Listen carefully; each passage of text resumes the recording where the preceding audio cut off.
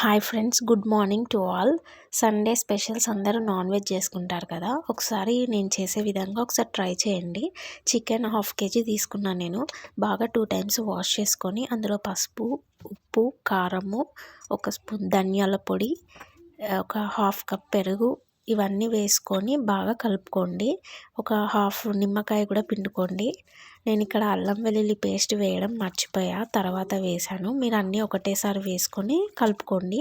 దీన్ని ఒక 1/2 hour పక్కన పెట్టుకొని ఒక మిక్సీ జార్లో 2 ఆనియన్స్, ఒక చిన్న పుదీనా కట్ట వేసి మిక్సీ చేసి పక్కన పెట్టుకొని ఇప్పుడు కర్రీ ప్రిపరేషన్ ఒక బౌల్ పెట్టి ఆయిల్లో మసాలా దినుసులు ఇలాచి, లవంగా, పట్టాయి వేసి ఈ పేస్ట్ కూడా వేసి కొంచెం పసుపు వేసి కలపాలి.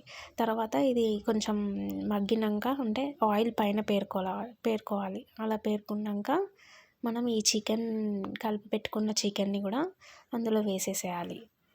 వేసేసి కలుపుకోవాలి ఒకసారి.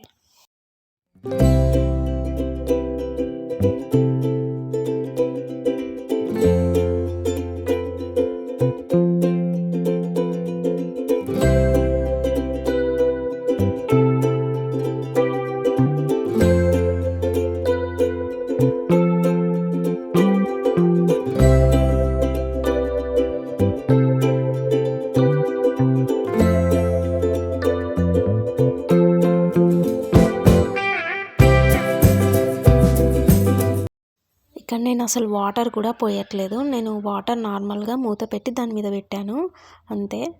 వాటర్ మనకి కావాల్సినన్ని తర్వాత పోసుకోవచ్చు. మనకి గ్రేవీ ఎక్కువ కావాలనుకుంటే కొంచెం వాటర్ ఎక్కువ పోసుకోండి. నేను కొంచెం తక్కువే పోసుకున్నాను వాటర్.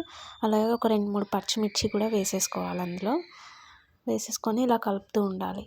మనం ఆయిల్ పైన పేరుకున్నాక అప్పుడు మనకి కర్రీ రెడీ అయినట్టు. ఆయిల్ పైన పేరుకున్నాక కొత్తిమీర వేసుకొని స్టవ్ ఆఫ్ చేసుకోవడమే.